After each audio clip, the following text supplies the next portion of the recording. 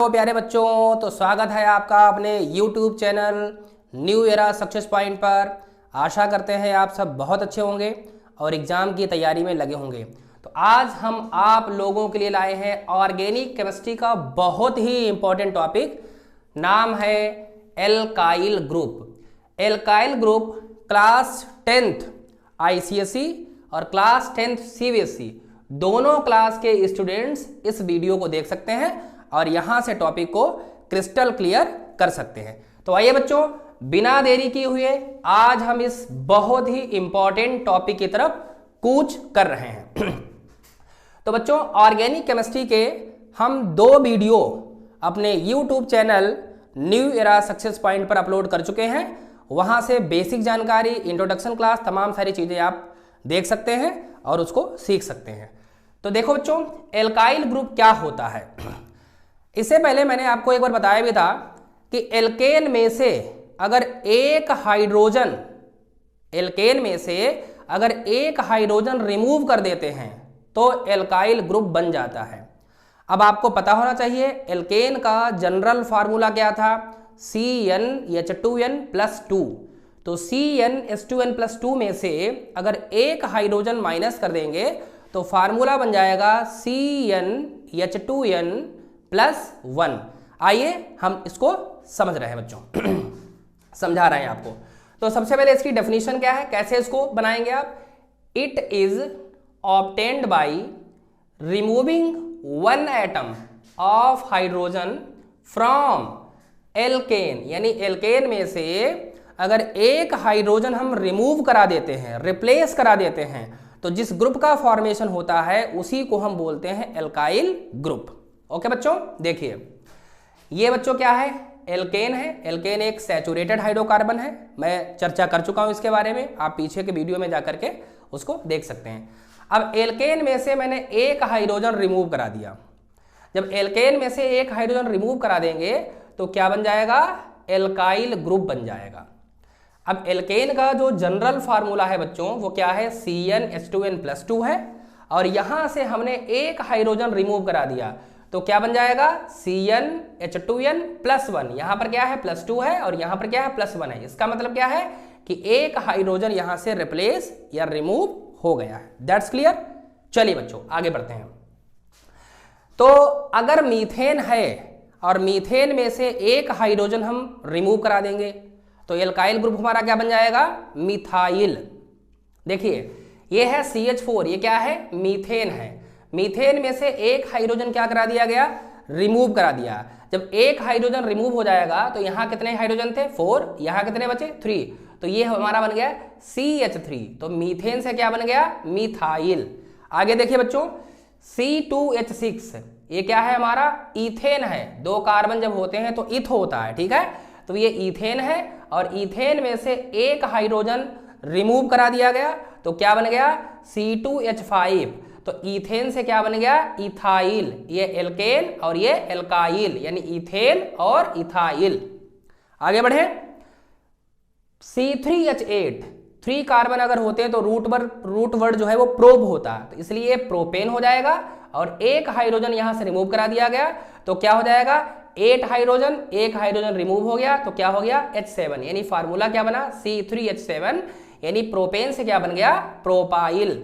Alkene और alkyl, propane propyl. ऐसे butane से ब्यूटाइल बन जाएगा, पेंटेन से पेंटाइल बन जाएगा, हेक्सेन से हेक्साइल बन जाएगा, हेप्टेन से हेप्टाइल बन जाएगा, ऑक्टेन से ऑक्टाइल बन जाएगा, डेकेन से नोनेन से नोनाइल बन जाएगा और डेकेन से डेकाइल बन जाएगा। रूट वर्ड अगर आप पढ़ना और सीखना चाहते हैं तो आप पीछे के जो वीडियोज हैं उनको आप सर्च करके और उसको आप वहां से सीख सकते हैं। थोड़ी गले में खिचखिच है तो इसके लिए सॉरी बच्चों। अब देखिए जैसे मैंने कहा मीथेन, तो मीथेन का क्या बन गया, मिथाइल। इथेन का बन गया इथाइल। प्रोपेन का क्या बन गया, प्रोपाइल। ब्यूटेन का बन गया क्या, ब्यूटाइल। अब आप देखिए बच्चों, यहां एल्केन में जो सफिक्स होता है वो एन होता है। देखिए हर जगह एन है। एल्केन में जो सफिक्स है वो क्या है, एन है। और बच्चों एल्काइल में जो सफिक्स है वो क्या है, आइल है। देखो यहां भी आइल, ठीक है, यहां भी आइल, यहां भी आइल और यहां भी आइल। तो सफिक्स यहां पर क्या हो गया बच्चों, आइल हो गया। तो ध्यान रखना, अगर बोर्ड एग्जाम में ऑब्जेक्टिव क्वेश्चन आ रहा है कि आइल सफिक्स किसका होता है, तो आप विदाउट एनी हेजिटेशन कह सकते हैं कि आइल जो सफिक्स है वो किसका होता है, एल्काइल का होता है। तो यहां तक आपको बातें क्लियर हो गई। मैंने क्या बताया कि एल्केन में से एक हाइड्रोजन रिमूव करा देने पर जिस ग्रुप का फॉर्मेशन होता है उसे हम लोग क्या बोलते हैं, एल्काइल बोलते हैं। उम्मीद करते हैं ये सारी चीजें आपको क्रिस्टल क्लियर हो गई होंगी। चलिए बच्चों आइए थोड़ा सा इसको हम लोग डिटेल्स पढ़ते हैं। देखिए बच्चों, अब हम इसको जैसे हमने यहां लिखा नेम, यहां क्या है molecular formula, abbreviated formula, structural formula और कार्बन स्केलेटल, बेसिक जानकारी है। जरा देखिए बच्चों ये क्या है, अगर मिथाइल है, देखिए मीथेन का CH4 होता है और मिथाइल क्या हो जाएगा CH3, इथाइल इथेन का C2H6 होता है तो इथाइल क्या हो जाएगा C2H5, यानी एक हाइड्रोजन आप कम कर देंगे। प्रोपेन का क्या होता है, प्रोपेन का क्या होगा C3H8 होगा, लेकिन प्रोपाइल का क्या हो जाएगा C3H7 हो जाएगा। ब्यूटेन का क्या होता है C4H10 होता है, लेकिन ब्यूटाइल का क्या हो जाएगा C4H9, क्योंकि एक हाइड्रोजन आपको रिप्लेस कराना है। ठीक है, पेंटेन का क्या होता है C5H12 होता है, लेकिन पेंटाइल का क्या हो जाएगा C5H11 हो जाएगा। ठीक है बच्चों, तो देखिए ये हमारा हो गया मॉलिक्यूलर फार्मूला। अब इसको हम लोग एब्रीविएटेड फार्मूले के रूप में लिखेंगे। एब्रीविएटेड का मतलब क्या होगा, इसको हम जो है एक्सपेंडेड फॉर्म में लिखेंगे। तो देखिए यहाँ CH3 है तो इसको हमने CH3 लिख दिया, ये C2H5 है, C2H5 को हम ऐसे तोड़ के लिखेंगे CS2 और ये CH3। कितने कार्बन है 2, तो यहाँ देखो 1 कार्बन और 1 कार्बन, 2 कार्बन हो गए। कितने हाइड्रोजन है 5 हैं, तो 3 हाइड्रोजन ये 2 हाइड्रोजन ये, तो कितने हो गए 5 हो गए। That's clear. आगे बढ़ते हैं C3H7, तो C3H7 को एब्रीविएटेड फॉर्म में जब आप लिखेंगे तो क्या हो जाएगा CS2 CS2 CS3। अब देखिए कितने कार्बन है 3 हैं, तो यहाँ भी देखिए 1 2 और ये 3 हो गए। कितने हाइड्रोजन है 7, तो 3 2 5 और ये 2 7। बस कुछ नहीं कर रहे हैं, मॉलिक्यूलर फार्मूले को हम क्या कर रहे हैं एक्सपेंडेड फॉर्म में लिख रहे हैं, और इस एक्सपेंडेड फॉर्म को ही हम लोग क्या बोलते हैं एब्रीविएटेड फार्मूला। That's clear. आगे बढ़े, आगे देखिए बच्चों C4H9 ये हमारा मॉलिक्यूलर फार्मूला है। अब इसको हम क्या करेंगे ब्रेक करेंगे, एक्सपेंडेड फॉर्म में लिखेंगे, तो CS2 CS2 CS2 CS3। अब देखिए कितने कार्बन है 4 हैं, तो 1 2 3 और ये 4। कितने हाइड्रोजन है 9 है, 3 2 5 2 7 और ये 2 9।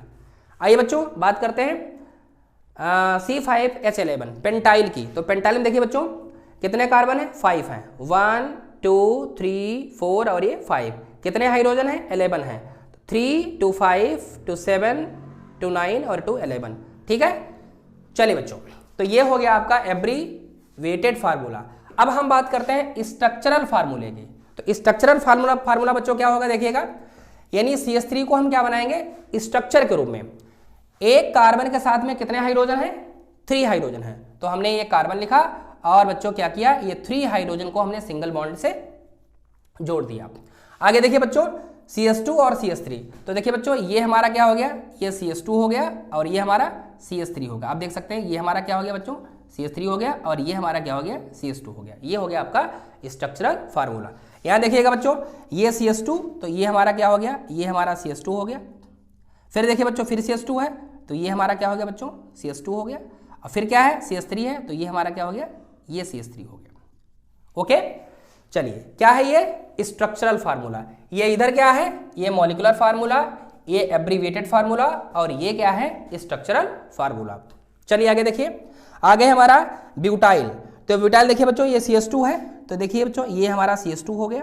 फिर उसके बाद फिर CS2 है, तो ये CS2 फिर हो गया CS2, ये CS2 देखिए और ये CS3, तो ये आपका CS3 हो गया। That's clear. आगे देखिए बच्चों पेंटाइल की बात करते हैं। देखो CS2 यहाँ पर है, तो देखिएगा ये CS2 हो गया, फिर ये CS2, फिर उसके बाद में फिर ये CS2 और लास्ट में क्या है आपका CS3।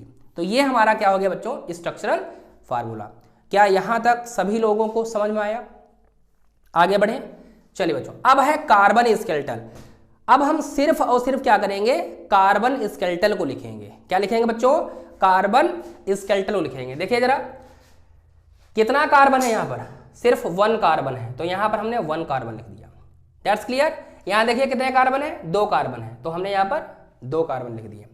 ठीक है, उसके बाद में कितने कार्बन है यहाँ पर 1 2 3। हाइड्रोजन कुछ नहीं लिखेंगे, सिर्फ और सिर्फ कार्बन स्केलेटल की बात हो रही है, सिर्फ और सिर्फ जितने भी कार्बन होंगे उनको हम लिख देंगे और वहां पर सिंगल बॉन्ड लगा देंगे कि एल्काइल में क्या होता है बच्चों, सिंगल बॉन्ड आता है। That's clear. तो देखिए यहाँ पर 1 2 3 कार्बन है, तो हमने 1 2 3 कार्बन लिख करके सिंगल बॉन्ड लगा दी।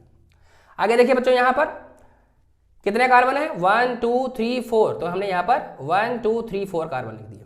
That's clear. आगे देखिए 1 1 2 3 4 5, तो यहाँ देखिए कार्बन स्केलेटन की बात करते हैं तो 1 2 3 4 और ये 5। यहाँ देखिए पेंटाइल में कितने थे, 1 2 3 4 5 कार्बन, तो कार्बन स्केलेटन में हम यहाँ पर कितने लिखेंगे, 5 कार्बन लिखेंगे।